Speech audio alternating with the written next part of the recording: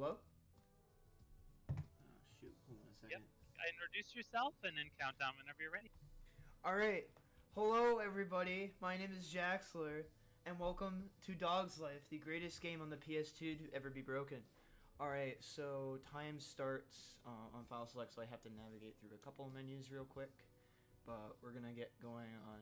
If you've never seen this game before, y'all are in for a treat. No pun intended. This game is, we'll call it a piece of work, to put it lightly. But time starts when I press X here, so let's get going in 5, 4, 3, 2, 1, go. Alright, so this is Dog's Life. I'm gonna, at the start, just be quiet, because I just want this opening cutscene to speak for itself. So, I'll let it be. My head. What the? No. Daisy. Oh, must rescue Daisy. But how? Hey, Jake, how's it hanging? Come on, I'll race you to the top of the hill. Oh, brother. Yeah, this is a running joke where all the Dog's Life runners who run in English know this Hold on to your opening pants. cutscene by heart. But this is Dog's Life. It is a PS2 dog simulator in which normally we're supposed to be asserting ourselves as the alpha dog. However, as you'll see over the course of this run, we're going to be skipping basically all of that. So in order to start doing that, we're going to head towards the downtown area. So, gonna do a small little strat here. It saves a couple of seconds if I can line this up correctly. No, okay. Jake, please. Whoa. Jake, please. Okay. Please don't glitch out your model, Jake. Alright. So, what I tried to do there was called a super jump. It's a little bit finicky, but the way this game works, because it's a wonderful video game, is with jumping, instead of, the normal, you jump and you hop in the air, the game tries to quote-unquote be smart and pick a location for you to jump to and then move Jake magically to that location. So if you set up your angle correctly in that spot, you can actually teleport Jake like really far away, but only saves a couple of seconds, so not a big deal. Alright, so we need to save our dog girlfriend Daisy, but we need a lot of what are called bones. Think of like Super Mario 64 stars, kind of loosely. We don't really need to get those. If I can set up the skip correctly, we can get right out of Clarksville right away. So I'm basically putting myself into this door right here, and I'm activating one of Jake's sort of like pet training commands, if you will, and that closes the door. And I didn't get it. All right, but it closes the door on Jake, and if your angle and positioning are correct, you'll boost out of bounds and right by the train station. This trick is ridiculously precise, and it is to the point where it's almost pseudo-random. So, the world record for this game is like a 12-minute 40-something by a guy named Ricky, who actually ran this at AGDQ 18. And his estimate, like mine, was at 27 minutes, mostly because of how inconsistent the skip is. But I'm going to be focusing a little bit, trying to get this going.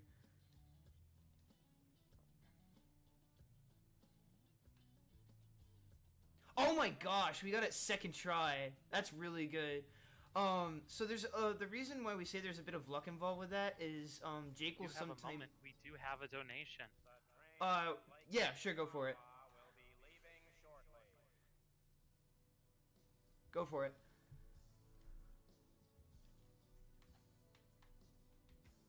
All right, we have a $5 donation from Cube King. Roses are red, violets are blue. Dog's Life for the PS2.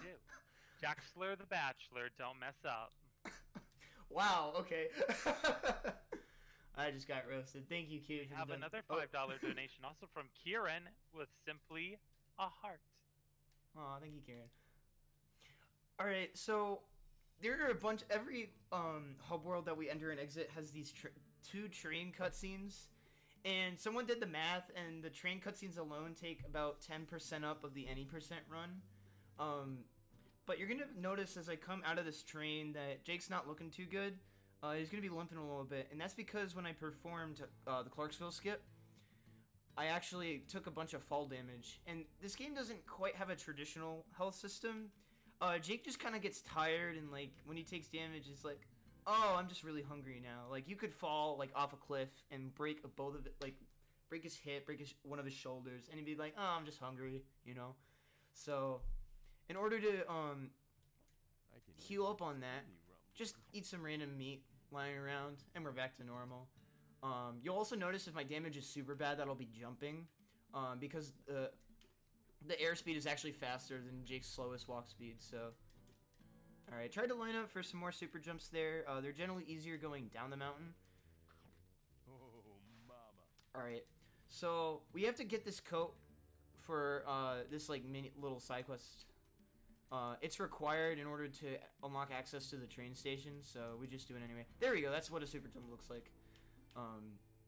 I also went for the pizza right there. It's kind of a risk to grab that pizza because there's a small chance that the pizza can actually be like expired or something, and it'll deal damage to Jake, and he'll start like having uncontrollable gas, and it's just really bad. Get some But there's another super jump. I usually take the gamble anyway. Super. All right. I guess those So I'm gonna let this boys cutscene will sit be here the because it's snowman after all. glorious. Could you turn around while I put it on? Mom taught me never to get dressed in front of strangers. nice. Yeah. So fun fact: in Europe, this game was given a 3+ rating, and as you'll continue to see later, it is astonishing to me that this game was approved in Europe for kids, for toddlers, with jokes like that, and even like there's some egregious stuff later in the game, which signals to me honestly that the people who were on the board, the Peggy board, for rating this game probably were really struggling with Clarksville skip. So I can kind of understand, but yeah, this game also has a poop button, so I'm just gonna drop a little bit right there, pick it up. Actually, I'm gonna hold on to it. But we gotta wait for her to drop over. This is where I found my dog's So this trail. cutscene is what we need to activate in order to unlock the train station. Driving away. And that. Look out, doggy. It's that mean dog catcher. They say he ships strays like you off to Boom City. Oh. We do have another moment. We do have another donate. Real quick, I'm actually going to run into the dog on purpose because normally the game penalizes you for getting caught by the dog catcher by taking away a bone.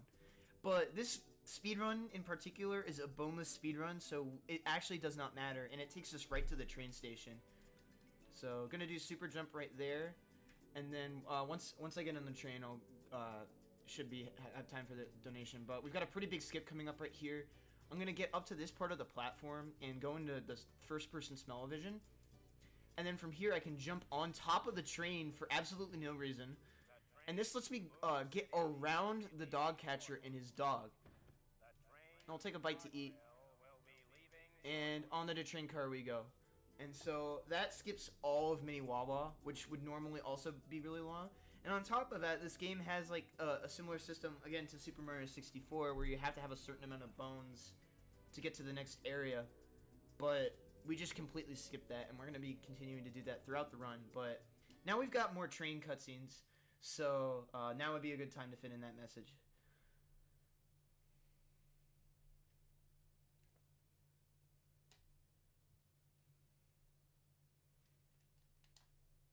All right. Well, it was just a anonymous $20 donation that went towards the Catbird color incentive. The having a gold Catbird in game now has $35 raised. I have to also mention, guys, we are only $18 away from seeing Freedom Planet ran with a Guitar Hero controller. We don't want to miss this one out, guys. This is going to close out the marathon. Let's get that $18 in there. Please, I'd love to see that. So it took a little damage, so sometimes Jake will just run off of objects and take random damage, because this game is great. So we're in Boom City right now, because this game was made by British developers, and they tried to come up with the most American-sounding city name possible. So Boom City it was, and we're going to be going into the park, and we're trying to get to the dog pound that is connected to this area with a rather difficult skip, and I actually only have one attempt to go at it, because after I fail it, the game doesn't allow me to go for it anymore. So I'll probably be reloading a save if I don't end up getting this. But because I took a bunch of damage, I'm actually going to grab this bone. I lied. This is a bone-in speedrun now. But I grabbed the bone because it puts me back at full condition. Alright, so the dog's going to come after me. So what I'm going to try to do is line myself up so I can jump between the gate opening and the dog catcher. And I'm going to focus for this real quick. Oh yeah, baby. First try. Let's go. Alright. So now we're in the dog pound. So we've gotten everything really fast so far. So this has been a pretty good run. But we're in the dog pound right now. And a real quick note is that skipping cutscenes in this game requires you to hold all 4 face buttons on the PS2 controller, which partially leads me to believe that it's not even an intended feature in the game and was potentially like a bug or like a dev tool. But so in the dog pound, we're supposed to save all of these dogs that we supposedly met at earlier points in the game, and we have to pick up these keys. So I'm actually going to slow down as I approach them, because Jake will just kind of stop and stare at it for a couple of seconds, and then the dog that's chasing after me will get me. But you can't see him yet because I'm running fast. So I'm going to play it a little bit safe here. I'm going to wait for the dog catcher's mutt to come up the hill a bit, and then jump down the hill so that he has to turn around. And this is just going to be a safety strat so that I can more reliably complete this. Also going to... Ooh, banked it off the top of the fence. So, I'm going to throw those 2 over the fence, except for this one, because this is the last key that's outside of the dog pound. So, dog catcher is going to be right there, so I have to be a little bit careful. I'm going to start running this way and then chuck the key. And then the game only requires it to be relatively close. So as long as you chuck the key... Oh, I got the other throw. Can I get the third... Or do I go for the third throw? Get it. We're in. Nice. First try. That's really hard to do. And it becomes a bit trickier if you fail it for the first time. Because on restarting the event, you get spawned at a different location. So it's a bit trickier. But I'm really glad I got to show that off first try. That's a bit of a tough strat. It's kind of funny, though, because the dog catcher actually, like, on the second try, he just kind of freezes in place and doesn't really respond. He's kind of a bit of a potato, but... Alright, so... We're going to be moving on towards the evil, spooky, haunted house in the distance. Also, reminder that we are given this beautiful hellscape of a level for a game that was rated 3+ in Europe. I'd just like to reiterate that. So I'm going to be grabbing some backup food. And then I'm going to be attempting to skip past the last sort of bone requirement of 90, which is an absurd amount, by doing a very precise lineup for a jump. And it's really tricky to get, so probably not going to hit it first try, but no, okay. So I'm going into smell-o-vision, or the first-person mode, to line up, and then I'm actually going into if you go too far out, it'll reactivate the cutscene, so it's kind of tricky. But I'm going purposely back into third person because for whatever reason, the game gives me a farther jump, or more likely to give me one, if I'm in third person, so... No, that wasn't even close. Alright, so if you fail it, you get stuck for a little bit, and then I have a risk of actually pushing the dog on exit. Okay, I avoided it, good. But if you push him, the dog, his cutscene trigger moves with him. So if I push him too far forward, I actually have to reload from a save. But this trick is really hard, so if we're stuck here for a little bit, I'm going to try a little bit of a different setup. But this trick is ridiculously hard. Nope, jumped too early. Alright, Jake. You want to move, buddy? Please? Oh, no. Okay. Push the dog a little bit. I'll go for it one more time, and then I might have to reload from a save. If this is taking me too long to set up for, I'll probably use the, Here, I'll mention... Yeah, Jake is really bad at getting unstuck from doors, so I'm probably going to reload from a save. Because I think I've pushed the dog a little bit too far to perform the trick now, so... If you thought Clarksville skip was bad... Welcome to chaos. So, while I'm loading back in, if you have any more messages to read off, that would be a good opportunity.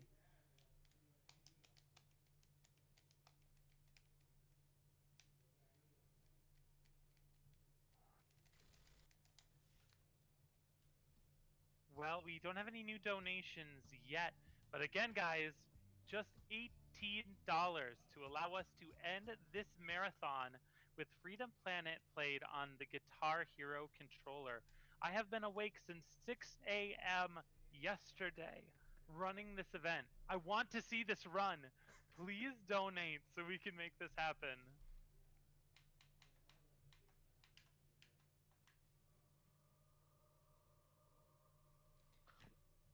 Yummy in the tummy. Oh yeah, I'd also like to shout out this nightmare-inducing music that's going on right now. Really fits in with the theme of being a kids game, especially in Europe. This game actually did get a T rating in America, but that doesn't excuse Europe in any regard. Oh, okay, we're gonna push the dog again. Yeah, we're gonna have to reload again. Gosh dang it. I hate this trick.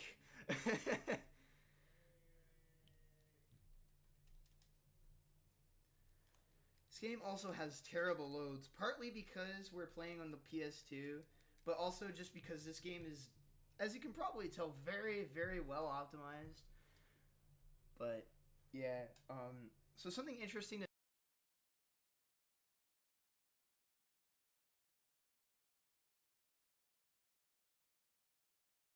Spanish, which means that all of the characters voice acting and can't on NTSC, but you can change it on PAL, and you can change the language to Spanish, which means that all of the characters voice acting and cutscenes will change to Spanish, and they finish their dialogue faster in Spanish, which saves time.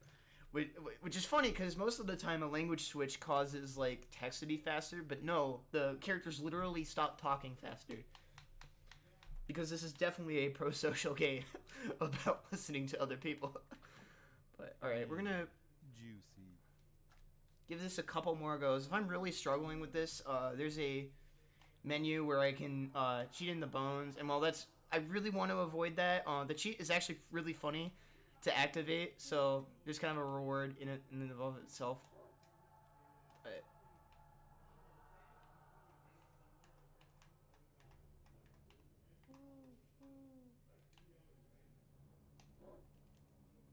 I jumped way too early. Okay. Okay.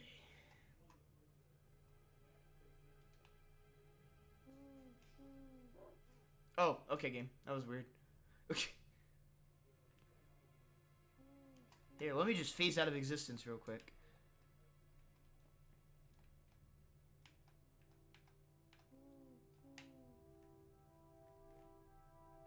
Come on, Jake, you can do it.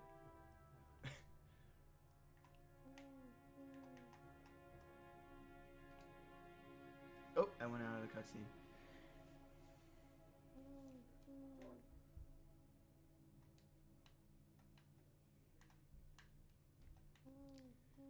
Okay, come on, baby. Show me the money.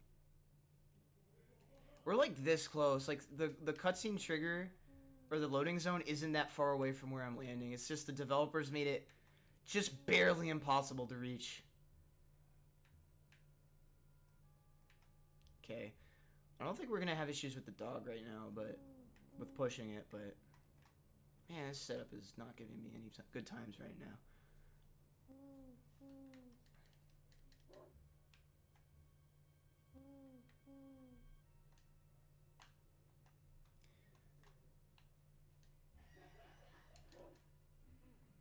Alright, Jake, just don't even jump in the right direction. Thank you.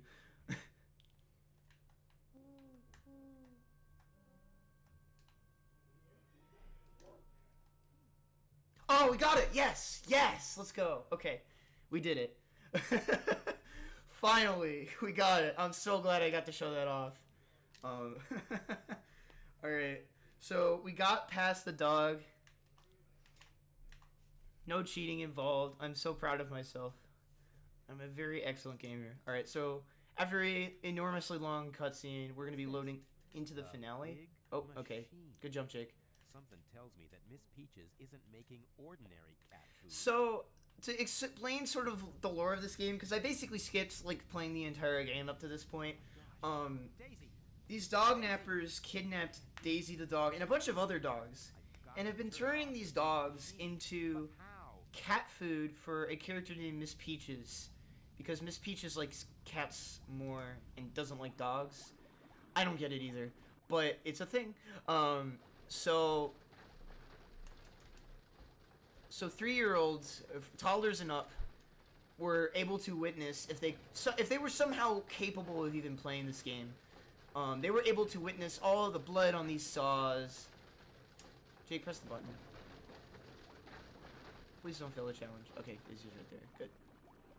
So all the blood on the saws.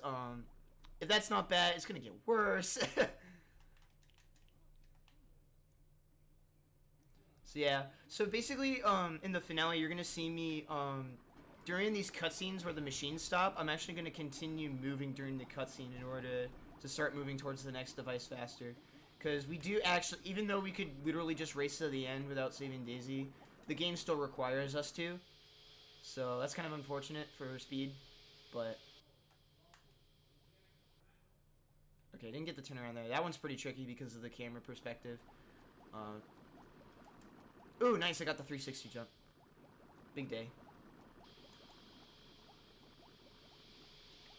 Alright, that's the last of the buttons. So, now we're going to be heading up to the main generator device. And Jake took damage for absolutely no reason. Because Jake is an extremely smart dog. So, now we've disabled all the bloody saws. So, now what we have to do is we have to destroy the final dog meat canning machine. And then time will be called upon the big puff of smoke on the machine during the cutscene. So, time is coming up very soon.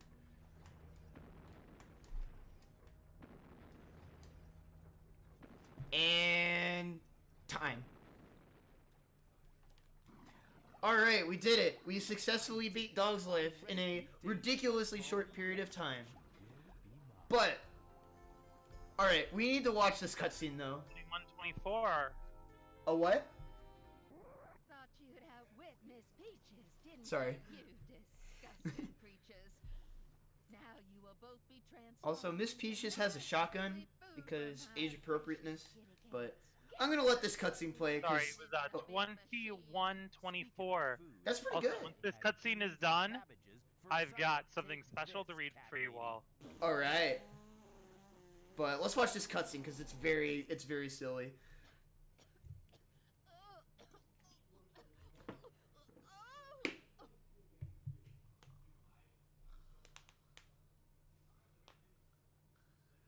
Canning Miss Peaches. cat food. I'll get you for this, you horrible hound! I'll take you down! I'll slice you! I'll dice you! I'll mash you! If it's the last thing you see me! Slicing, dicing, mashing. Choo choo. Miss Peaches is Cat food. So we literally end the game by doing the reversal on Miss Peaches, and so now we're in like the epilogue sequence where we get to learn about what happened to all of the other characters in the game after we completed the game. None of which we actually met, but they're still gonna do all of these anecdotes on them anyway. But that's it. That's Dog's Life for the PS2. Thank you to the staff for running this excellent marathon. Thank you to everyone who donated during the run. Thank you for having me. This was a lot of fun. If you want to speedrun this game for some reason, if you go to Dog's Life on speedrun.com, there isn't any % tutorial, although it can be kind of brutal. If you want more of me, you can find me on Jaxler1 on Twitch. I don't know why you would, though. That seems like a bad idea. But, yeah, see you next time. But, Girl, I think you had a message that you wanted to share?